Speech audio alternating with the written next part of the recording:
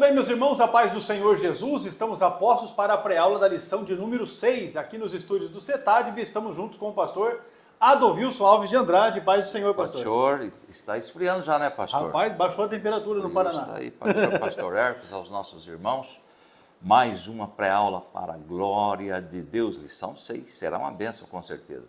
Já estamos caminhando para a metade, não é? Exato. A metade aqui da revista que está em curso nesse segundo trimestre de 2024. As nossas armas espirituais é o título da lição de número 6, que nós estaremos estudando aqui nesta semana, através desta pré-aula, que ministrada presencialmente será no dia 12 de maio. Dia 12 de maio, que é o Dia das Mães, não é?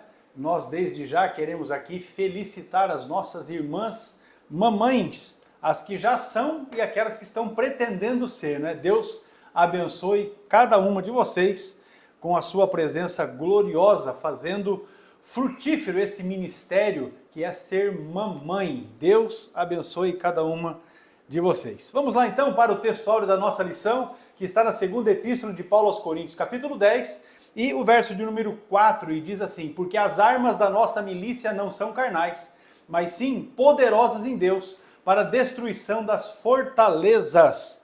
É a escritura de Paulo na segunda epístola aos Coríntios. A verdade prática da lição diz assim: diante da batalha espiritual, temos poderosas armas espirituais à nossa disposição: a palavra de Deus, a oração e o jejum. Estes três tópicos, não é, são os principais que nós estaremos estudando nesta nossa pré-aula desta semana, que com certeza será uma bênção na vida de cada um dos irmãos. Nós vamos para a leitura bíblica em classe. Você pode acompanhar através da sua revista ou através da Bíblia. Lucas capítulo 4, versículos de 1 a 4 e também os versículos 16 a 20. Acompanhe aí com o pastor Adovilson. Muito bem, Lucas capítulo 4, verso 1. E Jesus, cheio do Espírito Santo, voltou do Jordão e foi levado pelo Espírito ao deserto. 40 dias foi tentado pelo diabo. Naqueles dias não comeu coisa alguma e, terminado eles, teve fome. Disse-lhe o diabo: se tu és o Filho de Deus, dize a esta pedra que se transforme em pão. E Jesus lhe respondeu dizendo: escrito está, que nem só de pão viverá o homem, mas de toda a palavra de Deus. E chegando a Nazaré, onde fora criado, entrou num dia de sábado, segundo o seu costume, na sinagoga, e levantou-se para ler, e foi-lhe dado o livro do profeta Isaías. E quando abriu o livro, achou o lugar em que estava escrito: o Espírito do Senhor é sobre mim, pois que me ungiu para evangelizar os pobres, enviou-me a curar os quebrantados de coração, a apregoar a liberdade aos cativos e dar vista aos cegos, e pôr em liberdade os oprimidos, a anunciar o ano aceitável do Senhor. E cerrando o livro, e tornando a dá-lo ao ministro, assentou-se, e os olhos de todos na sinagoga estavam fitos nele. Muito bem, a leitura bíblica em classe em Lucas capítulo de número 4. Agora nós vamos aqui, meus irmãos, para os objetivos desta lição. Você observe, não é, que nós vamos falar a respeito das armas espirituais, conforme a verdade prática, a palavra de Deus, oração e jejum. 3 tópicos tem a nossa lição. No primeiro, nós vamos enfatizar o sentido que as armas do crente recebem nas Escrituras. No segundo tópico, vamos esclarecer a respeito das 3 principais armas espirituais do crente. Vamos rever isso aqui, ó, as 3 principais, porque não são as únicas, né? E depois, no terceiro tópico, vamos mostrar Jesus Cristo como o nosso maior modelo de quem usou as armas espirituais. Estas então aí, esses, né, são os objetivos da nossa lição.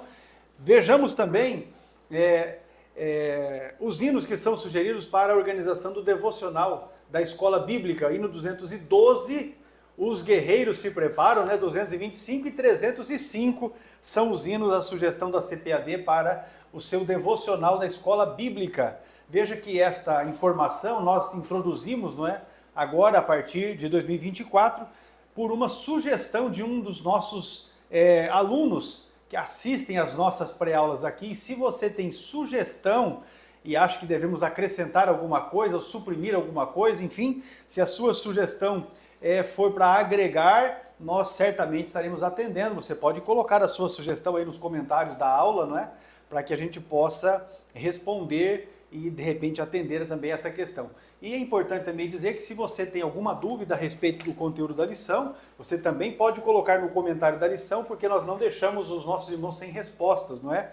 Todos os comentários, mesmo que seja apenas uma saudação, nós encaminhamos resposta a vocês. Vamos lá? Palavra-chave é armas. E a respeito desta palavra-chave, o pastor Adovilson tem aqui uma definição para apresentar aos irmãos. Muito bem. A lição anterior, pastor, o nosso Deus nos orienta que nós temos inimigos. Com certeza. Portanto, ele nos dá armas para lutar, para vencer, não é?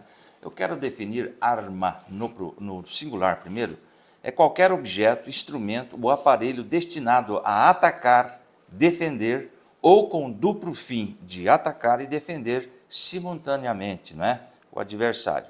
Agora, o que são as armas aí no plural espirituais do crente? As armas espirituais são os recursos que Deus disponibiliza aos crentes para que eles possam enfrentar a realidade da batalha espiritual, entendendo que enquanto caminhando aqui na terra nós estamos em guerra.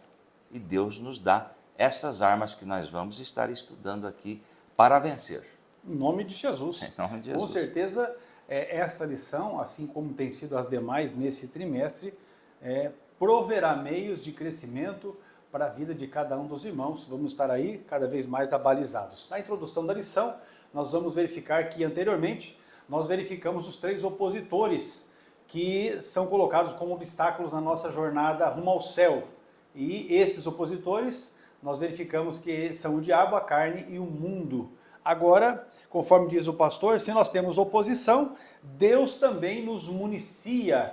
E aí nós vamos, nesta lição, enfatizar o uso de 3 armas. São recursos espirituais que, como crentes, precisamos lançar mão diante desses obstáculos, não é? Dessas investidas dos nossos adversários, especialmente do adversário, né? Na nossa jornada. E aí, vamos estudar sobre a palavra de Deus, a oração e o jejum. Desde o início do nosso andar com Cristo, estamos diante de uma batalha espiritual. E ninguém se furte desta verdade, não é? Esta batalha espiritual já se iniciou desde o momento que você decidiu andar com Cristo, andar pelo caminho estreito a fim de passar pela porta estreita. E este embate espiritual só terá fim com o arrebatamento da igreja para o céu. E nós estamos aqui clamando, Maranata, ora vem Senhor Jesus, quem dera hoje ser. Tópico primeiro da nossa lição, meus amados irmãos, as armas do crente. E o pastor Adovilson já vai começar aqui no subtópico primeiro, falando a respeito das armas. Muito bem, tópico 1 e o subponto 1, as armas. De modo geral, podemos classificar as armas como instrumentos de ataque e de defesa. Agora, nas Escrituras, os principais instrumentos de ataque são a espada, não é?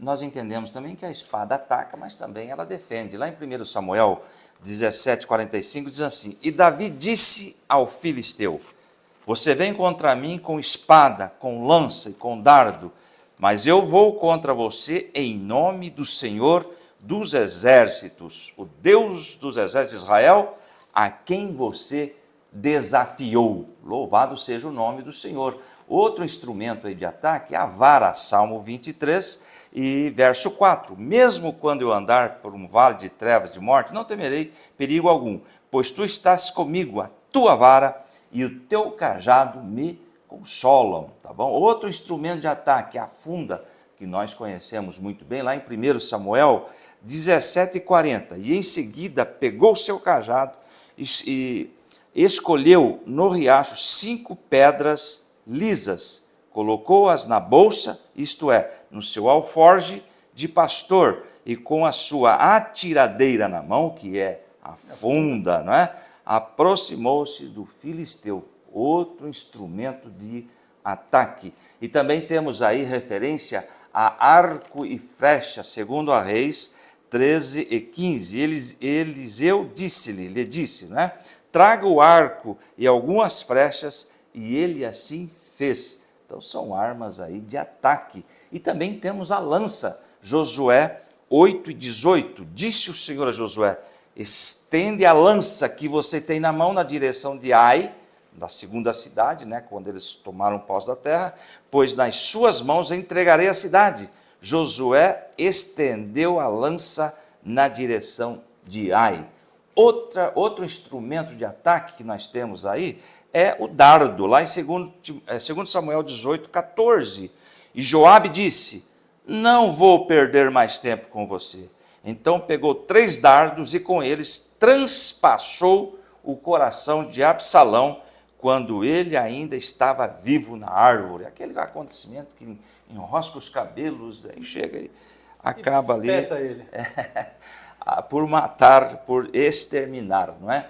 Agora veja bem, o tópico 1 ainda e o subponto 1, as armas agora de defesa. Os de defesa são o escudo, não é? É interessante, pastor, que aqui quando nós vamos para os Efésios ali 6 e 16, o Paulo, quando ele estava preso em Roma, ele viu um soldado com a sua indumentária, todo preparado, o seu equipamento para a guerra, Aí ele imaginou e Deus orientou a escrever que os crentes deveriam estar preparados para a guerra, como este soldado, quem dera, né? Aí ele começa ali os de defesa, né? As armas de defesa são o escudo, lá em Efésios 6,16, além disso, usem o escudo da fé, com o qual vocês poderão apagar todas as setas inflamadas do maligno. Aí nós aplicamos isso já no espiritual, não é mesmo? Então temos aí de defesa o escudo. Segundo, o capacete, lá em 1 Samuel 17 e 5 diz lá, ele usa um capacete de bronze e vestia uma couraça de escamas de bronze que pesava 60 quilos. Veja bem, é o peso de uma pessoa, não é mesmo? Está aí em 1 Samuel 17, 5. Couraça, 1 de Samuel 17, 5 também, né? É o mesmo texto, vamos ler de novo. Ele usa um capacete de bronze e vestiu uma couraça, está aí também, de escamas de bronze que pesava 60 quilos. E temos aí as caneleiras, veja bem que a proteção é total, cada um com um simbolismo apontando para o crente preparado para a batalha. E temos aí as caneleiras, 1 Samuel 17, 6, nas pernas usava caneleiras de bronze e tinha um dardo de bronze pendurado nas costas. Que coisa interessante. Então está aí as armas de defesa. Essas armas eram usadas pelos exércitos antigos, bem como pelo exército de Israel, com a diferença de que ou seja, Israel, era instado a colocar a sua confiança no Senhor. Veja bem, Salmos 20 e versículo 7, mas eu quero ler o 6 também. Olha o 6, nas pernas, é o 7, perdão, Salmos 20 e verso 7. E nós também, conforme está escrito ali, pastor, devemos colocar a nossa confiança no Senhor. Salmo 20, verso 7 diz assim, alguns confiam em carros e outros em cavalos, ou seja, no material, ou seja, no instrumento de guerra, mas nós confiamos no nome do Senhor, nosso Deus, porque não adianta estarmos com toda a armadura e não confiarmos nele, porque a vitória vem dele. Louvado seja o nome do Senhor. Entretanto, para os cristãos, a armas aqui tem um sentido metafórico, pois nosso combate não é de corpo a corpo, a nossa luta não é carnal, é espiritual, com outra pessoa, mas contra o mal encabeçado pelo diabo e seus demônios que se valem do mundo e da carne. Conforme nós estudamos na lição anterior, não é? Esses inimigos estão atuando. O diabo é um ser pessoal e está aí, ele é real e quer nos derrotar dia a dia, porém, as nossas armas estão aí disponíveis para a vitória. Muito bem, estas são as armas, tanto de ataque como de defesa. Agora vamos para as estratégias que o inimigo ele se utiliza. Nós não temos condições, nem podemos desprezar a respeito da força que o inimigo das nossas almas possui. O Novo Testamento revela o que o diabo é capaz de fazer para ludibriar as pessoas. Ludibriar é enganar, não é? Então veja lá, conforme nós temos aí relacionado na nossa lição. A primeira estratégia que ele tem é arrebatar a boa palavra do coração. Veja o Evangelho segundo escreveu Mateus, capítulo 13, verso de número 19, falando a respeito da parábola do semeador, a Bíblia diz assim: ouvindo alguém a palavra do reino e não a entendendo, vem o maligno e arrebata o que foi semeado no seu coração, que é o que foi semeado ao pé do caminho. Então, fazendo a analogia daquela sementeira que foi feita, aqui o Senhor já está explicando que aquele que ouve a palavra do reino e não a entende, o maligno vem e arrebata, ou seja, ele faz com que aquela palavra que foi semeada ali seja infrutífera. Depois nós temos também Atos dos Apóstolos, capítulo 5, aqui nós já vamos para o texto de Ananias e Safira,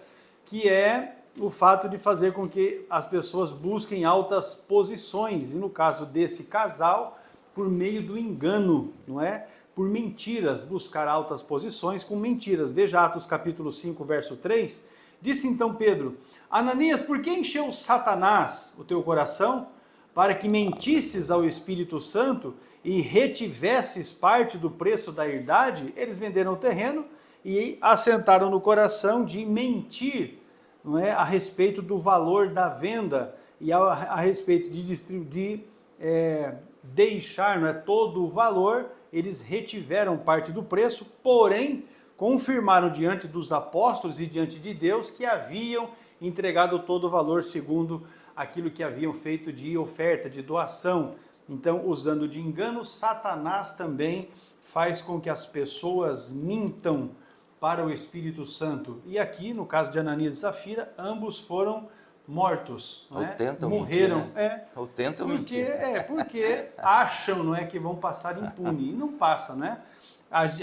A gente tem um adágio popular que diz que a mentira tem pernas curtas, então ela vai ser alcançada, ela será descoberta, com certeza.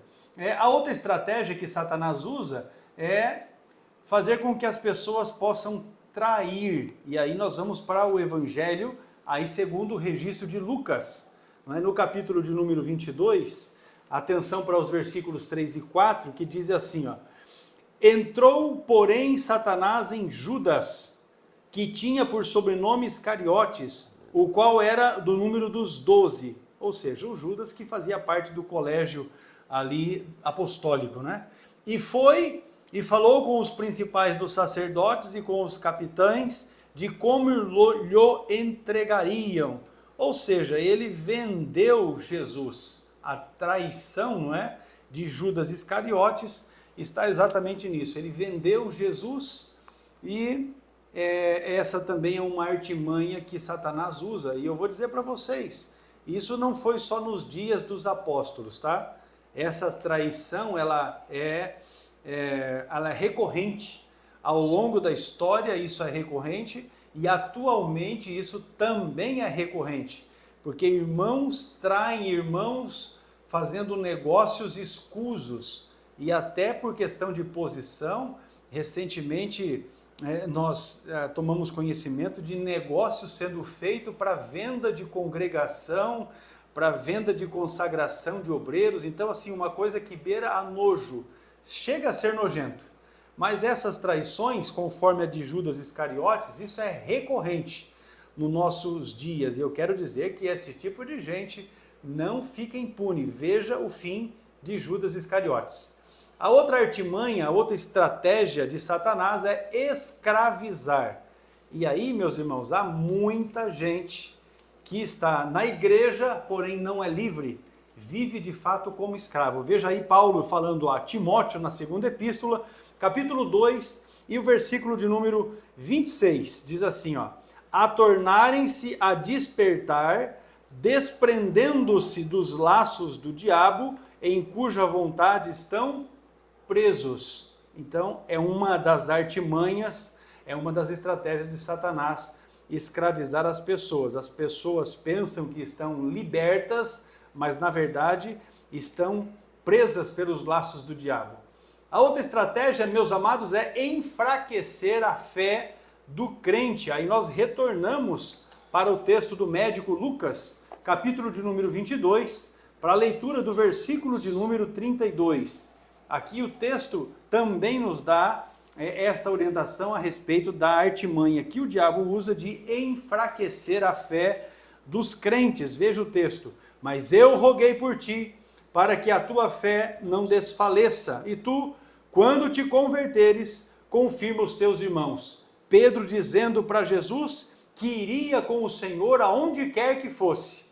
E Jesus disse para ele: Pedro, Pedro, Satanás vos pediu para vos peneirar como trigo, mas eu roguei por ti. E aí, exatamente esta palavra, para que a tua fé não desfaleça. E assim temos muitos irmãos, muitos crentes, que chegam para a gente e dizem: olha, mas eu não roubo, eu não mato, eu não fumo, eu não bebo, então eu vou para o céu. Pedro também não matava, não roubava, não fumava, não bebia, e Jesus está dizendo para ele assim: ó, quando você se converter, fortalece os seus irmãos. E é interessante que Satanás pediu. Pediu, com ele certeza. Não tem autoridade, se Deus não der, pode agir ou não pode. Interessante, ele pediu para se andar. É o mesmo paralelo de Jó, né? Exatamente. Ele também não teve autoridade de chegar Sobre lá e a vida arrebentar com o Jó, sem antes Deus dar para ele uma palavra permissiva.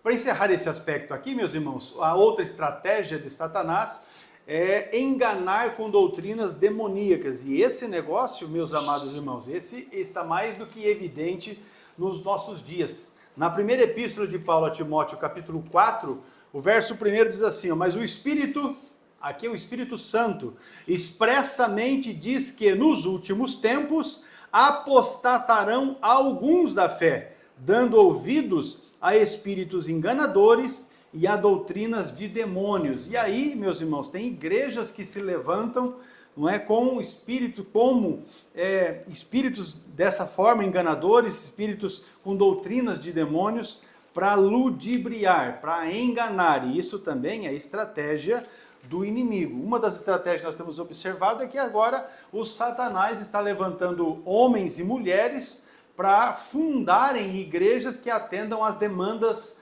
da agenda que está aí, não é? Desta pauta que está aí, essa pauta globalista. Então tem igreja para todo tipo de gente que não quer ter a sua vida transformada e nem que se mexa naquelas questões, naqueles pontos nevrálgicos da sua vida, tanto física quanto espiritual. E aí, nesse sentido, eu não vou tecer detalhes aqui, porque não convém, já porque um dos vídeos das nossas aulas que gravamos o ano passado, que tecemos comentário a respeito dessa minoria que temos aí, o vídeo foi removido do nosso canal. Então, hoje em dia, nós estamos tendo, inclusive, sendo cerceados a respeito de comentários que fazemos. Encerrando o tópico de número 2 aqui da lição, não por acaso é que o apóstolo Pedro nos alertou a respeito da sagacidade do inimigo. E aí, meus irmãos, Pedro tinha autoridade para falar sobre isso. Porque Pedro era aquele apóstolo que tinha, por causa da sua atitude pronta de ajudar, de fazer, vamos realizar e tal. E depois ele se viu no ponto de negar a Jesus, sendo restaurado pelo Senhor, sendo aquela pessoa que realizou o trabalho para o Senhor, em comunhão com o Senhor. Ele escreveu a sua epístola e esta palavra ela reflete, não é, esse aspecto da vida pessoal dele, porque ele diz: sede sóbrios, porque o contrário disso é ébrios, ou seja, viver como que se estivesse bêbados, não é, embriagados. Ele diz: sede sóbrios, vigiai, porque ele, quando tinha que ter vigiado, não vigiou. Aí ele diz: o diabo, vosso adversário, assim como também foi adversário dele, anda em derredor, bramando como leão, buscando a quem possa tragar. E o diabo, para tragar alguém, ele tem as suas artimanhas. Nós acabamos de ver aqui as estratégias. Então, sede sóbrios e vigiai. O diabo está de olho. Muito bem, pastor Adilson. O terceiro subponto aqui fala a respeito do chefe de toda a força do mal. Muito bem, tópico 1 e o subponto 3, você que está com a sua lição. O apóstolo Paulo descreve claramente que o diabo é o chefe de todos os poderes das trevas que batalham contra nós. Veja bem que é algo organizado. E o inimigo de nossas almas, ele tem autoridade, tem sim. só que é limitado pelo nosso Deus, não é mesmo? Então, ele é o chefe. Efésios 6,11 está aí na nossa lição. Vistam toda a armadura de Deus para poderem ficar firmes contra as ciladas do diabo. Temos outra referência também, Romanos 13:12. A noite está quase acabando. O dia logo vem, portanto, deixemos de lado todas as obras das trevas e vistamo-nos da armadura da luz. E nós adicionamos aí alguns textos para corroborar com esta questão que o diabo é o chefe de todos os poderes. Nós encontramos lá em 2 Coríntios, não é? 4:4, o Deus desta era cegou, ou veja bem, o Deus desta era, com D minúsculo, tá? Cegou o entendimento dos descrentes para que não vejam a luz do evangelho da glória de Cristo, que é a imagem de Deus, corroborando para isso aí, o diabo é chefe de todos os poderes. E temos ali também outra referência bíblica que nós vamos ver agora, ali em 2 Coríntios 4:4, não é? Não, já lemos, não é? O João 5:19, é isso mesmo? Sabemos que somos de Deus e que o mundo todo está sob o poder do maligno. Veja bem, isso aí está bem claro. Aquele que não está com Deus está sujeito à autoridade do inimigo de nossas almas, tá certo? Então temos aí esses textos para comprovar. O senhor tem mais algum texto aí? É João 14:30, no Evangelho está assim, ó, já não falarei muito convosco, porque se aproxima o príncipe deste mundo, e nada tem em mim. Então veja, até Jesus aqui colocando ele como esse chefe de toda a legião do mal, não é? De toda essa questão que estamos abordando aqui na lição, sendo ele o chefe dos poderes das trevas. Então nós temos aí essas referências e acrescentamos algumas justamente para fortalecer este pensamento. Muito bem, até mesmo o apóstolo dos gentios foi, por vezes, impedido pelo inimigo por meio de instrumentos humanos. Lá em 1 Tessalonicenses 2:18, quisemos visitá-los, eu mesmo, Paulo quis, e não apenas uma vez, mas duas. Satanás, porém, nos impediu, com, claro, a autoridade de Deus.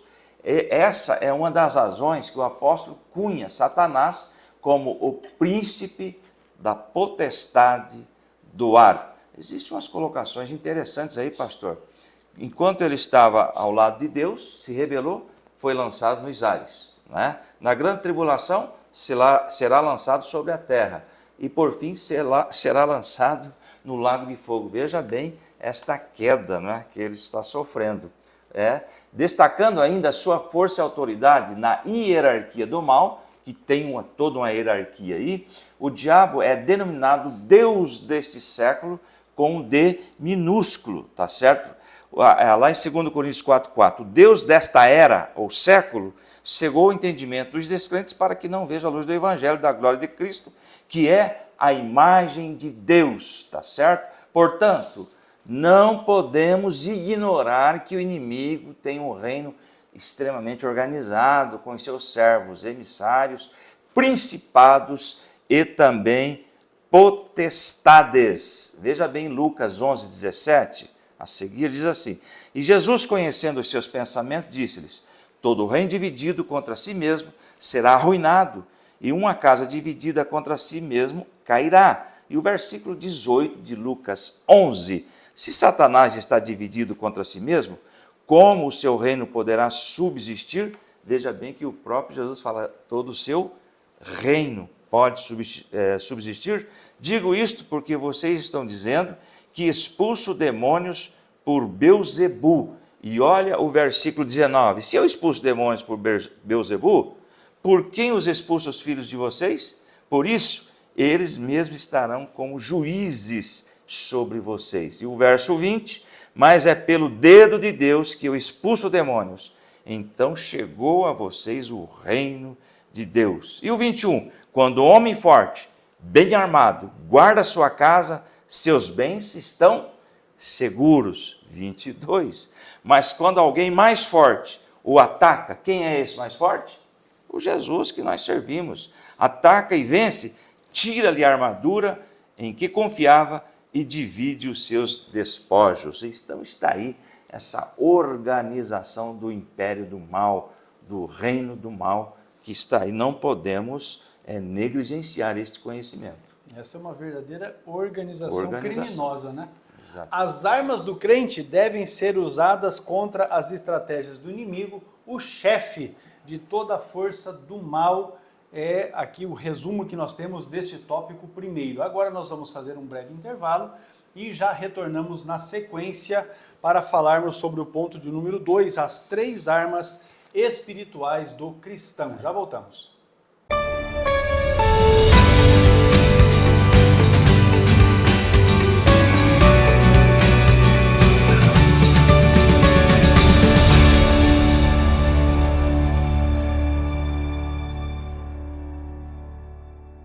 O CETADB é o centro teológico mais próximo de você. O aprendizado é monitorado por obreiros através de material autodidático e você pode estudar por extensão com um custo acessível. No CETADB você tem os cursos de nível básico, médio e avançado. Informe-se no site www.cetadb.com.br ou no telefone 43 3426 0003. Seja um aluno do centro teológico que mais cresce no Brasil. CETADB é o ensino teológico além das fronteiras.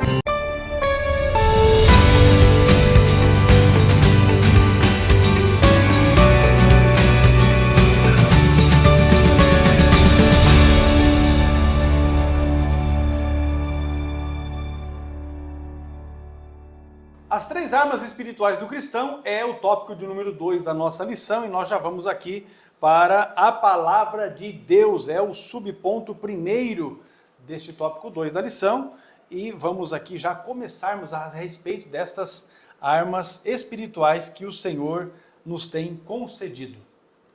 Muito bem, o tópico 2, o subponto 1, a palavra de Deus. Olha que coisa tremenda, a palavra de Deus, a Bíblia Sagrada. O Senhor Jesus disse que não vivemos apenas de pão, mas de toda a palavra de Deus. Mateus 4,4, Jesus respondeu, está escrito, ele usando isso aqui lá do Antigo Testamento, né? Deuteronômio 8,3. Exato, nem só de pão viverá o homem, mas de toda a palavra que procede da boca de Deus. Eu trouxe aqui um comentário bem rapidinho, extra lição. Jesus sabia que o alimento físico era necessário para manter a vida do corpo, mas ele também entendia que a vida não se limitava apenas ao corpo, mas também à alma. Assim, ele destacou a importância da palavra de Deus, tá bom? Como alimento espiritual, que é essencial para a sobrevivência do homem em todas as áreas da sua vida. Alimento espiritual, alimento para a nossa alma. Dessa maneira, o apóstolo Pedro aconselha que desejemos afetuosamente o leite racional para o desenvolvimento da nossa salvação, isto é, o estudo perseverante da palavra de Deus para o nosso crescimento espiritual. Lá em 1 Pedro 2,2 diz assim, como crianças recém-nascidas, desejem de coração leite espiritual puro, para que por meio dele cresçam para a salvação. O interesse bíblico, o interesse de Deus através da sua palavra é crentes maduros, é crentes crescendo no conhecimento, na verdade, enfim, através da sua palavra. Agora, veja bem, continuando com a nossa lição, uma vez nutrido e solidificado com a palavra, estamos firmados em Deus para resistir às dificuldades malignas, às armadilhas de Satanás e demais estratégias. Mateus 7,24. Portanto, quem ouve estas minhas palavras e as pratica, ouvir e praticar, é como um homem prudente que construiu a sua casa sobre a rocha. Aquela questão, uns construíram sobre a areia, outros sobre a rocha, enfim, quem construiu sobre a areia veio rios, tempestades, Com e certeza. foi grande a queda. Ouvir e praticar. Exatamente, e o versículo 25 comprova isso, está lá, ó. Caiu a chuva, transbordaram os rios, sopraram os ventos e deram contra aquela casa, e ela não caiu, porque estava sobre a rocha. E nós entendemos aqui que momentos da nossa vida que os ventos soprarão, pastor. Forte. Virão problemas e dificuldades, mas nós estamos firmados na rocha, que é Jesus, e pela graça dele nós nos manteremos firmes, não é? Logo, voltando aí para a lição, logo quem se rende à palavra de Deus experimenta a influência frutífera da verdade divina. João 17:17. Santifica-os na verdade. A tua palavra é a verdade. Louvado seja o nome do Senhor. Então a palavra de Deus é uma maneira de nos defendermos aí. Com certeza. Então, falando a respeito dessas armas espirituais, nós vimos aqui a respeito da palavra de Deus, a Bíblia Sagrada. Agora vamos ver a respeito da oração. A oração, é aliada, porque ela não pode estar solta, né? Tem que andar junto com o estudo da palavra. A oração é uma das mais importantes armas espirituais que o crente tem ao longo de toda a sua jornada para o céu. Veja, irmãos, não há como desassociar estudo da palavra e oração. Nós temos que estudar a Bíblia, temos que ler a Bíblia, temos que meditar na palavra de Deus, mas também devemos orar, porque aí nós estaremos de fato desenvolvendo a nossa vida de comunhão com Deus. Veja, Salmo 55, verso 17, diz assim, ó, de tarde e de manhã e ao meio-dia orarei e clamarei, diz o salmista, e ele ouvirá a minha voz. Davi tinha esta certeza: eu vou buscar a face de Deus em oração, eu vou clamar ao Senhor, e ele tinha essa certeza, ele me ouvirá. E eu quero aqui apenas reforçar, Deus ouve todas as nossas orações. O que pode acontecer aí é o tempo que vai levar para que você tenha uma resposta de Deus, que pode ser positiva, ela pode ser negativa, ou pode ser no sentido de que você aguarde um pouco mais. E é esta a condição que nós temos a respeito da oração. Então nós temos que prestar atenção para a declaração que o apóstolo Paulo faz quando ele está escrevendo para os crentes lá da igreja em Éfeso. E aí nós estamos falando do capítulo de número 6 e o versículo 18, que é exatamente ali no texto onde ele fala a respeito da armadura de Deus. 6 e 18 de Efésios diz assim, ó, orando em todo tempo, com toda oração e súplica no Espírito, e vigiando nisso com toda a perseverança e súplica por todos os santos. Então nós temos que orar em todo tempo, com oração e súplica, e ele ainda diz que tem que vigiar nisso, com perseverança. Então oração, meus irmãos, é uma tomada de decisão e, sobretudo, perseverar. Porque se você colocar no seu coração que vai levantar cedo, bem cedo, todos os dias, obviamente que haverão dias que você não estará tão disposto, mas você deve perseverar. Fazer disso um hábito, né? Determinar um hábito para a sua vida, assim como você desenvolveu os hábitos a respeito da sua alimentação, da sua higiene pessoal, então você também deve estipular o hábito da oração e perseverar com toda a súplica, né? Toda oração e súplica. Você verifica que Paulo, e aqui falando do apóstolo, ele não insere a oração como uma peça da armadura. Quando você lê aqui no capítulo de número 6, a partir do versículo 10, você vai verificar que nos itens da armadura, nenhum deles faz relação com a oração. Porque, na verdade, é como se Paulo estivesse dando a entender que a oração traz um ajuste, ou seja, um alinhamento para toda a armadura. É um meio de ligação entre todos os itens da armadura. Então, a oração, ela deve predominar nas nossas vidas. E com isso, misturado, não é, com o estudo da Bíblia, e nós vamos já verificar outra questão também aliada a isso. Nesse aspecto, então, esta imagem traz a ideia de que a oração fortalece todas as esferas, ou seja, todas as áreas da nossa vida. A pessoa que ora é aquela pessoa que conversa com Deus. E o fato de você desenvolver esta habilidade na sua vida e falar com Deus vai trazer para você uma condição emocional muito melhor. Porque há pessoas que não oram e que na sua vida não têm também desprendimento para conversar com outras pessoas. Então são pessoas que têm dificuldade de expressar a respeito da sua vida, das suas questões pessoais. E na oração é de fato um privilégio que você tem de poder abrir o seu coração. Não é? A gente usa o termo assim, para potencializar isso, de rasgar o seu coração diante de Deus e colocar as suas emoções dizer para o Senhor aquilo que está te incomodando, aquilo que está te perturbando, aquilo que está tirando a sua paz. E é neste momento que você estabelece um vínculo maior com o Senhor. Isso por meio da oração. Agora o pastor Adovilson vai falar também a respeito de uma terceira prática, que é o jejum. Muito bem, o tópico 2 e o subponto 3, não é?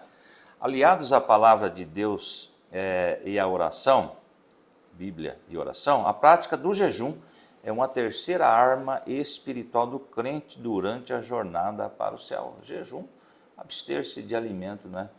E tanto no Antigo quanto no Novo Testamento, o jejum é uma prática presente. Não se discute isto, não é? Agora, veja bem, nós temos aqui, esse ato na nossa lição é usado no contexto da busca de uma orientação divina. Lá em Êxodo 34 e 28 diz assim: Moisés ficou ali com o Senhor 40 dias e 40 noites, sem comer pão e sem beber água, e escreveu nas tábuas as palavras da aliança, os 10 mandamentos. Veja bem, que aqui está o objetivo, 40 dias e 40 noites. Mas lembrando que se nós lermos o texto bíblico, ele ficou, irmãos, 80 dias e 80 noites, porque a primeira praga foi destruída, ele teve que subir ao monte de novo e jejuar de novo. Depois os irmãos procurem lá que ele realmente jejuou mais do que 40 dias, não é mesmo? Agora, veja bem, ali em Deuteronômio 9:9, diz lá: quando subi o monte para receber as tábuas de pedra e tábuas da aliança que o Senhor tinha feito com vocês, fiquei no monte 40 dias e 40 noites, não comi pão e nem bebi água. Veja bem, um tempo longo aí de jejum. Entendemos hoje, pastor, que tem toda uma regra para jejuar, não é? O jejum demais também pode trazer complicações. Pessoas que têm problema de saúde, não podem jejuar por muito tempo, enfim. Agora, vamos continuar a leitura ali, no contexto de busca de orientação divina, jejuando para buscar orientação. Segundo Samuel 12, diz lá, Davi implorou, 12:16, tá bom? Segundo Samuel. E Davi implorou a Deus em favor da criança. Ele jejuou, entrando em casa, passou a noite deitado no chão. Esse texto aqui é observado quando Batseba engravidou da primeira criança. E Deus tinha falado, a criança não viverá.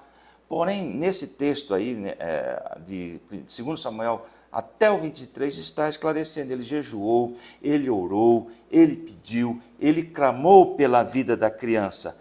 Mas, lá no versículo 19, para adiantarmos um pouquinho, 12 e 19 de 2 Samuel, Davi, percebendo que os seus conselheiros cochichavam entre si, compreendeu que a criança estava morta e perguntou, a criança morreu? Responderam, sim, morreu, responderam eles. E o versículo 20, então Davi levantou-se do chão, perfumou-se, trocou a roupa, depois entrou no santuário do Senhor e adorou. E voltando ao palácio, pediu que lhe preparasse uma refeição. Aí acharam estranho, mas como? Eles estavam preocupados de dar o aviso, a criança morreu, a notícia, né? A criança morreu, pensariam que ele ia se desesperar. Mas é interessante quando se confia em Deus. Aqui no versículo 23 de 2 Samuel, capítulo 12, diz lá, mas agora que ela morreu, por que deveria jejuar? Poderia eu trazer de volta a vida? Eu irei até ela, mas ela não voltará para mim. É interessante que ele diz lá ainda, Deus deu e Deus tirou, bendito seja o nome do Senhor. E aqui tem um versículo aqui que contraria também o Espiritismo, mas agora ela morreu. Por que deveria jejuar? Poderia eu trazê-la de volta? Eu irei até ela, mas ela não pode voltar a mim. Contrariando também a questão aí defendida pelos espíritas, não é mesmo? Agora vamos a seguir, meus irmãos, na nossa lição. O Novo Testamento, o Senhor Jesus jejuou. Lá em Mateus 4, de 1 a 4, então Jesus foi levado pelo Espírito ao deserto para ser tentado pelo diabo. Espírito, com E maiúsculo, Espírito Santo. O versículo 2 de Mateus 4, depois de jejuar 40 dias e 40 noites, claro, humano, teve fome. E o verso 3, e o tentador aproximou dele e disse, se você é filho de Deus, mande que estas pedras se transformem em pães. E o versículo 4, olha aí de Mateus 4, Jesus respondeu, está escrito, nem só de pão viverá o homem, mas de toda palavra que procede da boca de Deus. Ou seja, venceu o adversário mencionando a palavra de Deus com relação aí o jejum. Louvado seja o nome do Senhor. E disse aos seus discípulos que também deveriam jejuar. Mateus 9,14 diz assim, então os discípulos de João vieram perguntar-lhe, por que nós e os fariseus jejuamos, mas os seus discípulos não? E Jesus respondeu ali, no versículo 15, Jesus respondeu, como podem os convidados do noivo ficar de luto enquanto o noivo está com eles? Virão dias, quando o noivo lhe será tirado, então jejuarão. Ou seja, uma norma que perdura até os dias de hoje. Louvado seja o nome do Senhor por esta palavra. Continuando na lição, a igreja primitiva observava a prática do jejum, buscando orientação divina para o envio de obreiros. Atos 13, 2.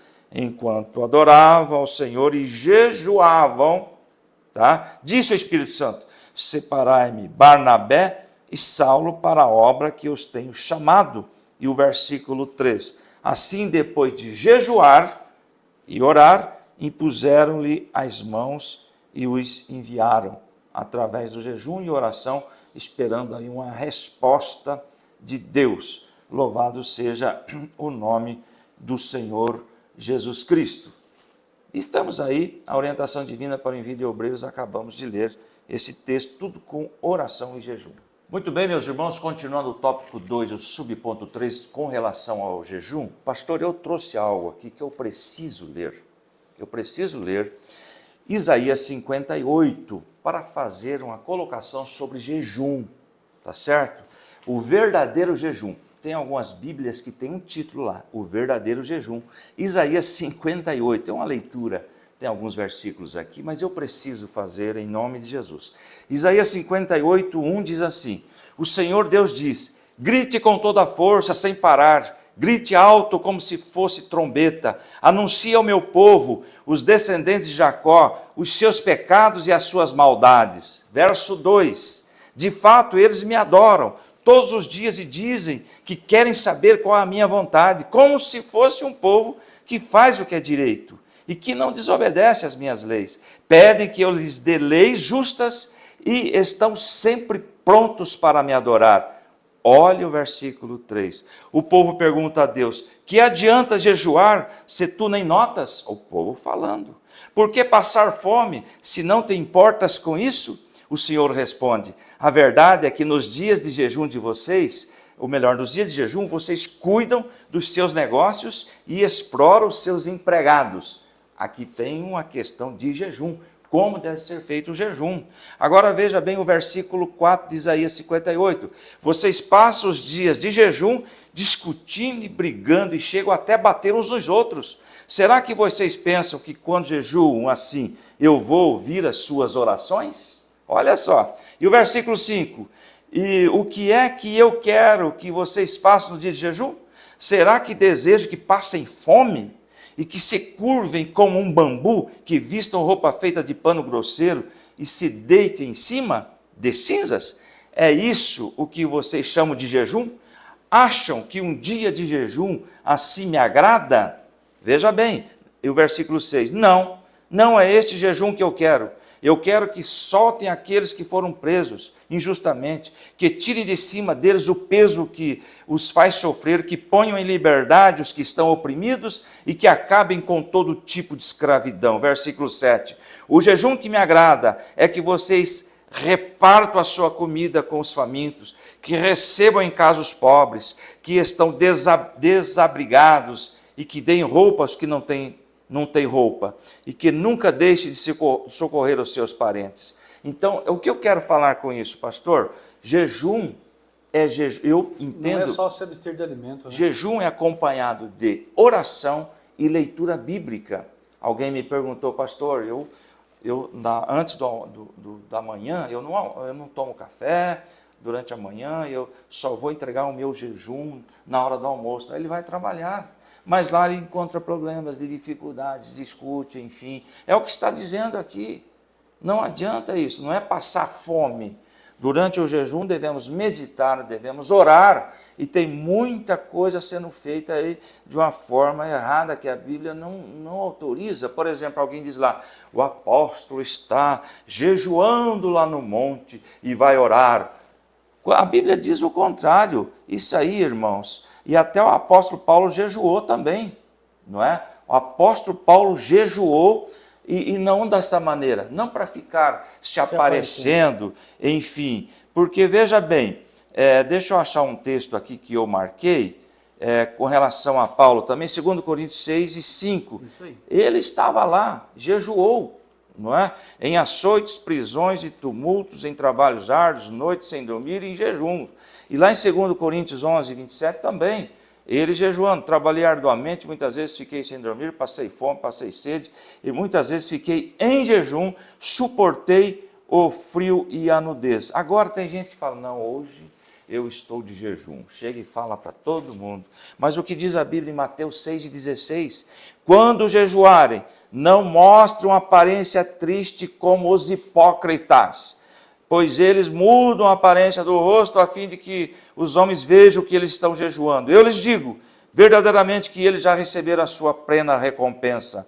E o versículo 17 de Mateus 6 diz assim, ao jejuar, ponha óleo sobre a cabeça e lave o rosto. Ou seja, fique com o rosto aparentemente bem. 18, para que não pareça aos outros que você está jejuando, mas apenas a seu pai que vê no secreto, e seu pai que vê no secreto o recompensará. Então essa questão, o apóstolo está jejuando, olha lá, está lá 10 dias no monte e aparece a live filmando, isso é conversa fiada. Isso aí, infelizmente, diante de Deus, não tem validade, pastor. É a primeira igreja gentílica missionária, que é a igreja de Antioquia, que é uma das referências que está aí na lição, Atos capítulo 13, diz assim o verso 2, e servindo eles ao Senhor e jejuando. Paulo está nesse grupo. Exatamente. Aí o Espírito Santo se manifesta e diz para eles, olha, apartai-me a Barnabé e a Saulo para uma obra que eu os tenho chamado. Aí o verso de número 13, então jejuando e orando, pondo a mão sobre eles, os despedindo. Então foi debaixo de oração e jejum que eles foram convocados para a obra, e foi também debaixo de oração e jejum que foram enviados para a obra. De fato, você percebe que Paulo, ainda que não seja aqui o cerne da lição, mas ele também pode ser tomado como um exemplo de alguém que jejuava, que orava e que estudava a palavra de Deus. Não podemos dizer a Bíblia, porque a Bíblia estava sendo composta ao seu Novo Testamento nos dias de Paulo, mas aquilo que tinha até então de Bíblia, que era o Antigo Testamento, Paulo estudava porque ele era doutor. Não é? Ele era um fariseu, ele era doutor na lei, então ele estudava a palavra de Deus, ele orava e ele jejuava. E aí, meu irmão, quem estuda a Bíblia, quem ora e jejua, só pode ter um ministério abençoado, frutífero e uma vida abençoada. Vai ter problema? Vai ter problema, porque problema vem sobre todos, sobre justos e injustos, assim como o sol nasce sobre todos, né? Foi a comparação que o Senhor fez, é assim que funciona. Mas quem ora, quem medita na palavra e quem jejua, certamente terá uma vida com grandes vitórias. É assim que é. Pastor, só reforçando aos senhores professores e alunos, leia Isaías 58, do 1 até o 10 ali. Só reforçando. Muito bem, então, encerrando este tópico agora, as 3 armas espirituais que o cristão tem à disposição são exatamente estas: a palavra de Deus, o jejum e a oração. Agora nós vamos para um intervalo e nós já estaremos retornando para falarmos a respeito de Jesus. Jesus é aquele que nós podemos tomar como exemplo, não é? O nosso maior modelo de quem utilizou-se destas armas espirituais. Já voltamos.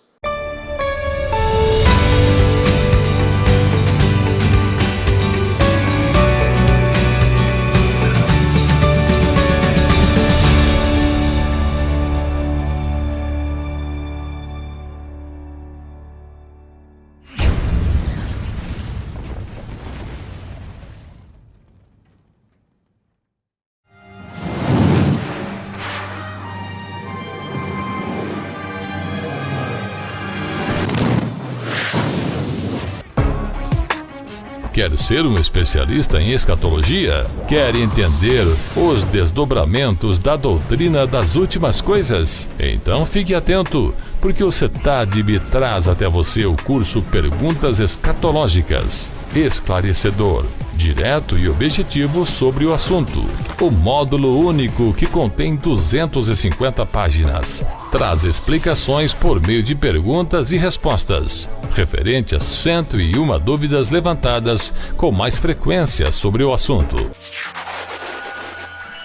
Estude através do CETADB.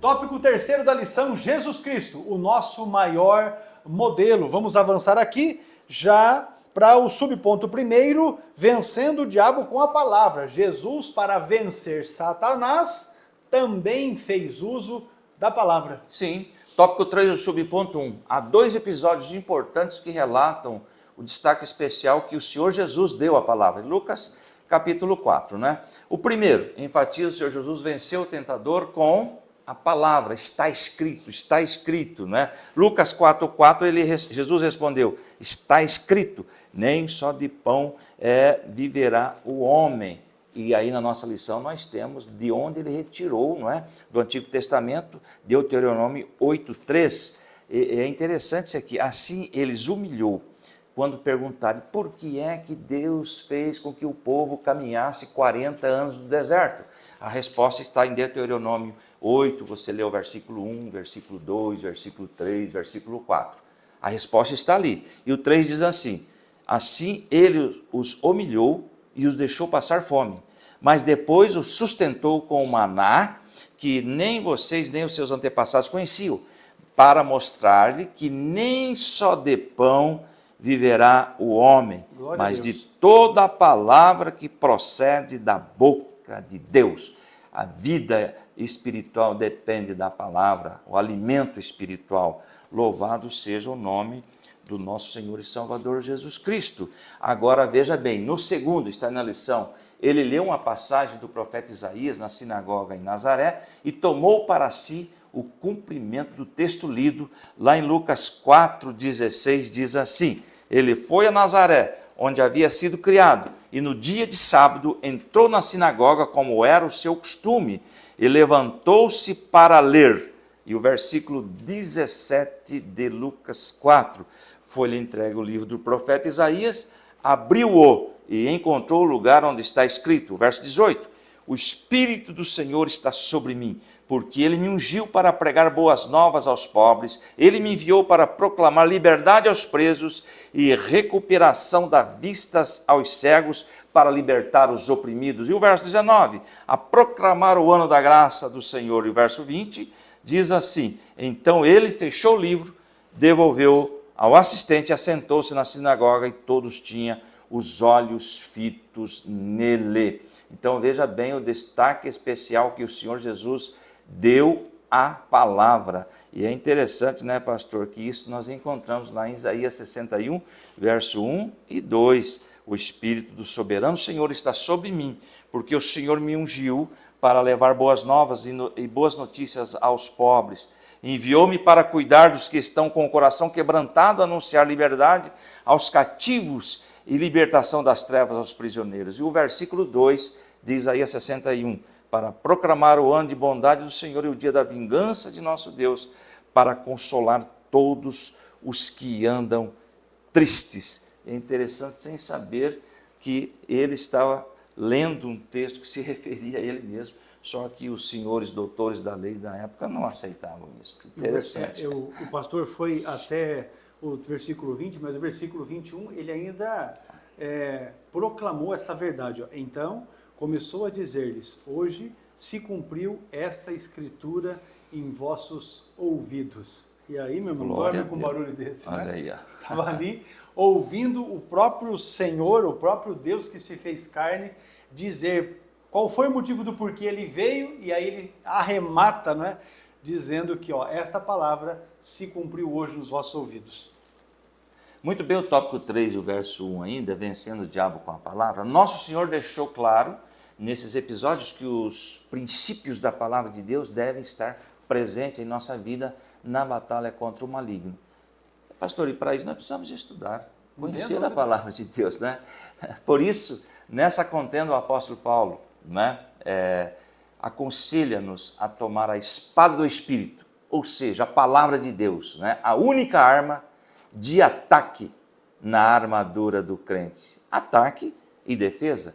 Lá em Efésios 6,17 diz assim: use o capacete da salvação, a espada do Espírito, que é a palavra de Deus, a arma que nós precisamos manipular bem, né? Manejar bem, né, pastor? Segundo a palavra do Senhor, não é só ter, a única arma de ataque. É uma arma poderosa, está aí na nossa lição, e eficaz, que provém do Espírito de Deus. Veja bem, queridos, que essa arma é espiritual, é dada por ele, lá em 2 Timóteo 3,16, toda a Escritura é inspirada por Deus. Toda a Escritura é inspirada por Deus e é útil para o ensino, para a repreensão, para a correção e para a instrução na justiça. Então ela tem valor tremendo para a nossa vida espiritual e temos que ter intimidade com essa palavra para vencermos os nossos inimigos. Louvado seja o nome do Senhor, e vencer o diabo, né? Em nome de Jesus. Considerando então Jesus como o nosso maior exemplo daquele que usou as armas espirituais, vimos aqui a respeito da palavra. Agora nós vamos ver a respeito de oração. Jesus também vivia em oração. Veja aí o subponto 2 da sua lição. O registro que nós temos de Lucas mostra que Jesus se retirava para os lugares desertos a fim de orar. Sempre você vai observar as menções, não só no Evangelho de Lucas, mas também nos outros evangelistas, Jesus indo a algum lugar mais à parte, não é? Para que ele pudesse ter esse tempo de intimidade com Deus. Veja aí, Lucas 5,16, o texto diz assim, porém ele retirava-se para os desertos e ali orava. Logo após a cura do leproso, esta foi a atitude do Senhor. Agora veja Lucas capítulo 6 e o versículo de número 12. Também é aqui quando ele está chamando para si os 12, os seus apóstolos, né? E aconteceu que naqueles dias subiu ao monte a orar e passou a noite em oração a Deus. Quando já era dia, chamou a si os seus discípulos e escolheu 12 deles. Enfim, a escolha dos 12 foi debaixo de oração. E eu quero aqui, meus irmãos, considerar assim, o Senhor Jesus sendo onipresente, onisciente, onipotente, ele sabia exatamente quem eram aquelas pessoas que ele estava chamando para ser os seus apóstolos. E ainda assim fez isso debaixo de oração.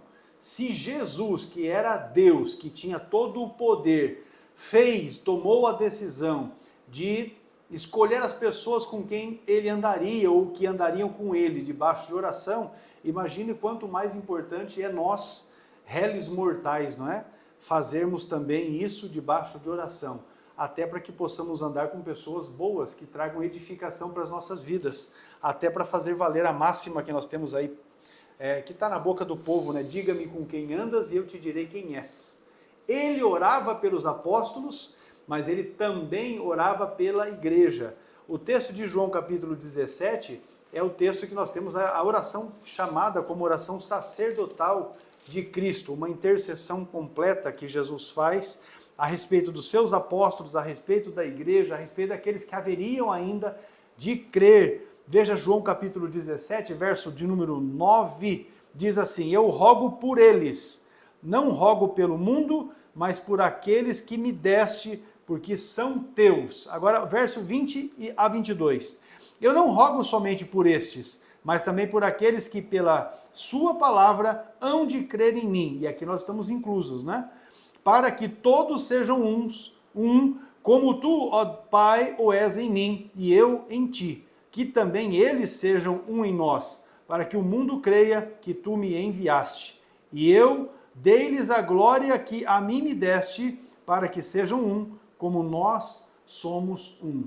Jesus orou também, meus irmãos, pelos seus algozes, quando ele estava ali no tempo, né, da crucificação, ele também intercedeu pelos seus algozes. Veja Lucas, capítulo de número 23, o texto de referência da lição é o versículo de número 34.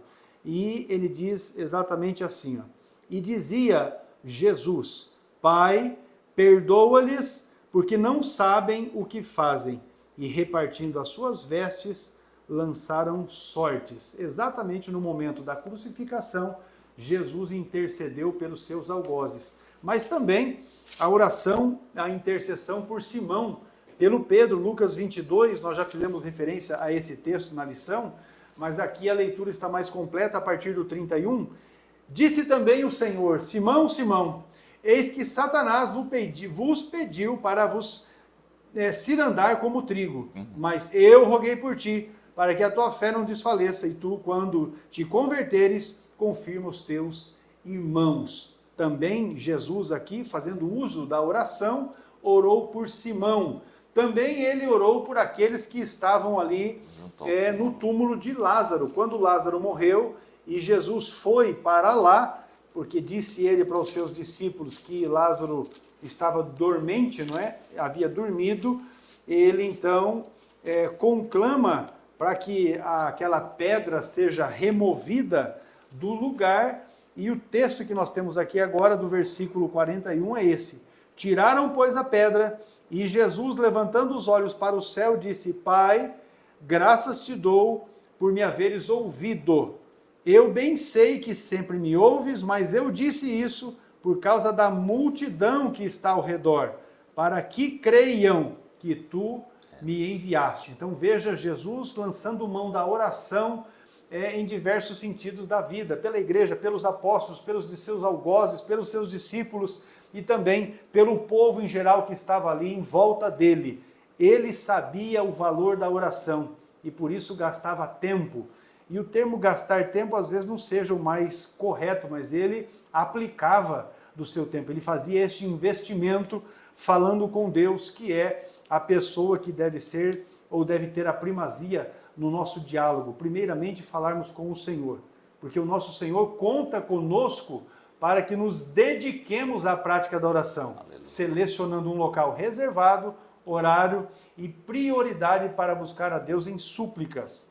Falando a respeito de lugar reservado é porque às vezes você está ali até desejoso de oração, mas o local não é apropriado, está tumultuado, muita gente, muita conversa e tal, isso vai tirar a sua atenção.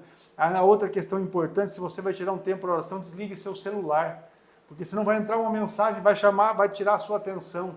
E às vezes quando você se coloca em oração, leva um tempo para que você consiga aquele ponto de conexão com o Senhor.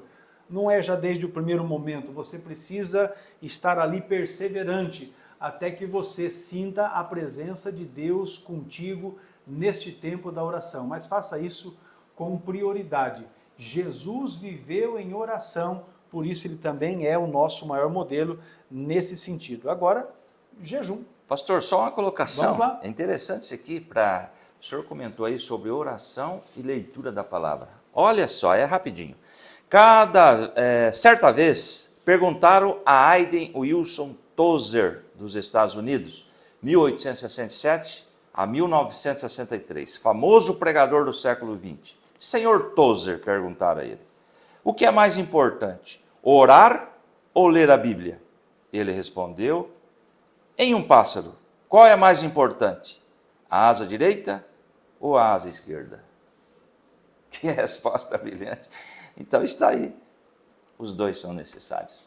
Não tem como ser separado, né? Exatamente. É isso aí. Vamos lá. Vivendo em jejum. Jesus é um modelo também de quem viveu em jejum. Muito bem, irmãos. O tópico 3, o subponto 3. Além de meditar na palavra e perseverar em oração, o Senhor Jesus jejuava. 4:2, não é? Eu quero ler o primeiro, Lucas 4, verso 1. Jesus, cheio do Espírito Santo, voltou do Jordão e foi levado pelo Espírito ao deserto. Versículo 2, onde durante 40 dias foi tentado pelo diabo. Não comeu nada durante esses dias, o fim deles teve fome. Portanto, está aí comprovada Jesus em e jejum, não é? Ora, ele também espera que imitemos jejuando. Infelizmente, há quem ensine que não precisamos jejuar. Infelizmente, isso aí é fato que ao longo do tempo pessoas vão aparecer contrariando aquilo que Deus diz, né? Exceto os que têm problemas de saúde. Por isso, é muito importante estarmos sob orientação médica, e todo seguidor de Cristo é estimulado pela Bíblia a jejuar. Fato, isso não se discute. Ademais, quando aliamos o estudo da palavra e a oração e o jejum, aprofundamos a nossa intimidade com Deus e nos tornamos mais sensíveis à sua voz, conforme acontecia com a liderança e os membros da igreja antiga, que jejuavam como o Senhor Jesus, não é? Atos 9:9 diz assim: por 3 dias ele esteve cego, não comeu e nem bebeu. Nós estamos falando aí de Saulo, não é? E temos também Atos 13, 2 e 3, que nós já lemos, nós vamos reler Atos 13, e o versículo 2 diz assim: enquanto adoravam ao Senhor e jejuavam, disse o Espírito Santo, separai-me Barnabé e Saulo para a obra a que eu os tenho chamado. E o verso 3, assim depois de jejuar e orar, impuseram-lhe as mãos e os enviaram. Resposta divina através da oração e do jejum. Muito bem, Jesus então, ele se constitui no exemplo, um modelo completo de quem usou essas 3 armas espirituais, a palavra, o jejum e a oração. E eu vou dizer aqui para você, Jesus é um exemplo digno de ser imitado, não é? Então, vamos à prática do estudo da palavra de Deus, da oração e do jejum. Eu quero aqui agradecer os irmãos que estiveram conosco nesta aula, desejando que Deus abençoe a vida de vocês. Pastor Adovilson, com a oportunidade para a conclusão da nossa lição. O nosso inimigo é ardiloso e perverso. Por isso, não podemos ignorar suas estratégias. Contra ele lutaremos com armas espirituais: palavra, oração e jejum. Essas armas promovem crescimento e fortalecimento para a nossa vida ao longo da nossa jornada espiritual. Assim, segundo o modelo de vida de nosso Senhor Jesus, que fez uso dessas armas, podemos vencer as estratégias do maligno. Está aí as armas disponíveis a todo o crente em Jesus Cristo. Muito bem, glorificamos a Deus pela sua vida e queremos aqui, mais uma vez, solicitar, não é, a vossa oração em nosso favor, porque nós estamos na dependência de Deus, assim como a igreja do Senhor, nesses dias difíceis que estamos vivendo, e assim continuaremos realizando a obra do Senhor. Pastor Adovilson, as suas considerações. Muito bem, você pode estar lá assistindo, compartilhando, comentando as nossas aulas, não é? Que Deus abençoe você e sua família, em nome de Jesus. A paz do Senhor a todos.